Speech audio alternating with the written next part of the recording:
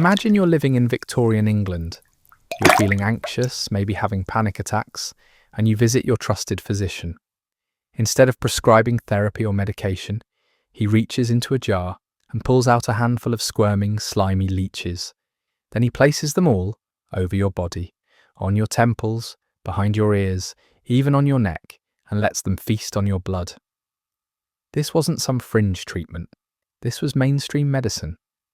Doctors in the 1800s believed in something called the four humours theory, which claimed that your body contained four essential fluids that needed to be balanced: blood, phlegm, yellow bile, and black bile.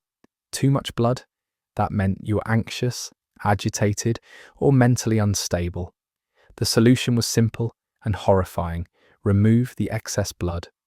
Leeches were the preferred method because they were reusable, relatively clean compared to other bloodletting tools, and they injected an anticoagulant that kept blood flowing even after they detached. A single leech could consume up to 5 times its body weight in blood, and doctors would often apply dozens at once. The real kicker? This treatment didn't just fail to cure anxiety, it made patients weaker, more fatigued, and in some cases, critically anemic. Some patients lost so much blood that they developed new psychological symptoms from the trauma and physical weakness. Yet doctors persisted, convinced they were balancing the body's humours. The practice was so popular that by the 1830s, France was importing over 40 million leeches annually. That's not a typo. 40 million bloodsuckers, all latching onto anxious Parisians who just wanted to feel better. Number 4 will shock any parent watching: opium-laced syrups for fussy babies. Picture this. It's 1850. You're an exhausted mother. Your baby won't stop crying, and you head to the pharmacy. The pharmacist hands you a bottle of Mrs. Winslow's soothing syrup, or Godfrey's cordial, miracle cures guaranteed to calm your child. You give your baby a spoonful, and within minutes, they're quiet, peaceful, almost eerily still. What you don't know is that you just gave your infant a heavy dose of morphine or opium. These soothing syrups were everywhere in the 19th century. They were advertised in newspapers, sold over the counter, and recommended by doctors.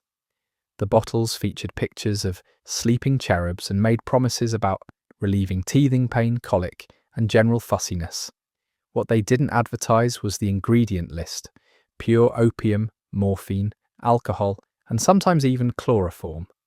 Mothers had no idea they were drugging their children into a stupor. The Victorian era had essentially no drug regulations. The Pure Food and Drug Act wouldn't pass in the US until 1906. Companies could put whatever they wanted in their products without disclosure. Some babies became so addicted that they'd scream inconsolably without their daily dose. Others simply never woke up. The death toll was staggering. In some industrial cities where working mothers relied heavily on these syrups, infant mortality rates spiked dramatically. One coroner in Nottingham, England, estimated that opiate syrups killed more children than any disease. Yet the products remained on shelves for decades because they were profitable and, tragically, effective at keeping babies quiet. It wasn't until the early 1900s that governments finally began regulating these deadly remedies. Number 3 brings us to the terrifying world of early electrical medicine. Shock therapy for everything from paralysis to depression. Electricity was the miracle technology of the 1800s, and doctors were obsessed with using it to cure disease. The problem? They had almost no understanding of how electricity actually affected the human body. Their solution was essentially to shock patients and see what happened. Enter the electrotherapy machines, contraptions that looked like they belonged in a torture chamber rather than a doctor's office. These devices use powerful electrical currents, sometimes generated by hand-cranked magnets or early batteries, to send jolts through patients' bodies. Doctors would attach electrodes to various body parts, the head, spine, limbs, or even sensitive areas, and crank up the voltage. The treatments were agonizing. Patients described feeling like they were being burned from the inside out. Their muscles would contract violently, their teeth would clench, and some would lose consciousness. But doctors were convinced this was progress. They used electrotherapy to treat paralysis, epilepsy, depression, female hysteria, impotence, and dozens of other conditions. One particularly disturbing practice involved electrical stimulation of the uterus to treat wandering womb, a supposed condition where a woman's uterus moved around her body, causing psychological problems. The treatment involved inserting electrical probes internally and sending shocks through pelvic tissue. The screams could be heard throughout medical facilities. What's most shocking is that some doctors genuinely believed they were helping. They published papers claiming miraculous recoveries, though most were likely placebo effects or patients lying to escape further treatment. The electrical current didn't cure anything. It just caused pain, burns, and psychological trauma. Yet these machines remained in use throughout the century, evolving into the more refined but still controversial electroconvulsive therapy we know today. Number 2 is perhaps the most vain and deadly practice on our list: consuming arsenic to achieve pale, porcelain skin. In the Victorian era, pale skin was the ultimate beauty standard.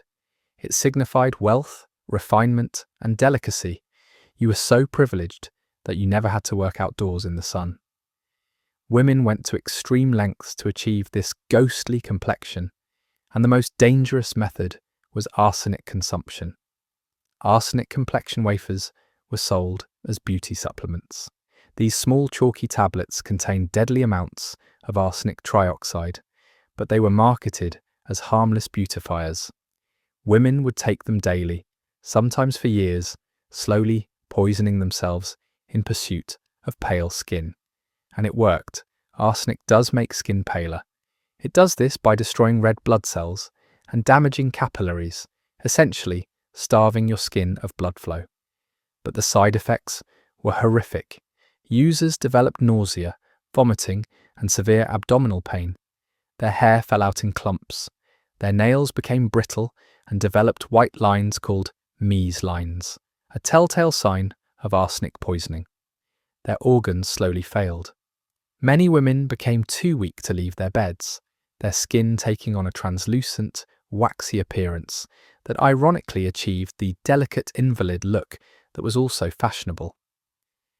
The truly disturbing part is that many women knew arsenic was poisonous but continued using it anyway. Beauty standards were so oppressive that they chose slow death over appearing unfashionable. Some advertisements even acknowledged the danger, positioning arsenic products as a bold choice for women brave enough to suffer for beauty. Arsenic wasn't just in wafers either. It was in face powders, creams, and even dresses. The famous Shields green dye used arsenic and was applied to fabrics, wallpapers, and accessories.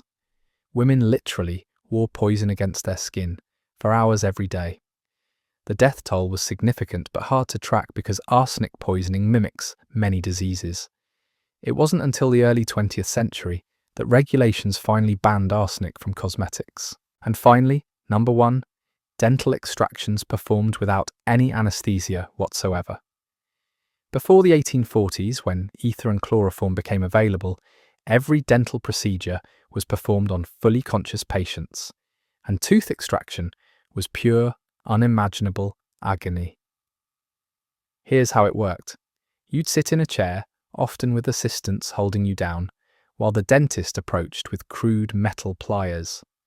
These weren't precision instruments, they were basically heavy-duty grips designed to crack bone and rip teeth from your jaw. The dentist would clamp down on your tooth and pull with all their strength, twisting and yanking until the tooth broke free. Sometimes the tooth would shatter, leaving infected fragments embedded in your gums. Sometimes the dentist would accidentally pull the wrong tooth and have to start over. The pain was so intense that patients would scream, vomit, and pass out. Many people would rather live with abscesses and infections than undergo extraction. Some people died from shock during the procedure. Others developed life-threatening infections afterward. What made it worse was that the procedure was often performed in public. Travelling tooth pullers would set up in town squares, extracting teeth as entertainment, while crowds gathered to watch people writhe in agony. It was barbaric street theatre, and it was normal. So there you have it, 5 medical practices that prove how far we've come in just 150 years. From blood-sucking leeches to arsenic beauty treatments, the 1800s were a nightmare for anyone seeking medical care. If this video made you grateful for modern medicine, smash that like button, subscribe for more bizarre history, and let me know in the comments which practice disturbed you most. Thanks for watching, and I'll see you in the next video, where hopefully the history is far more horrifying.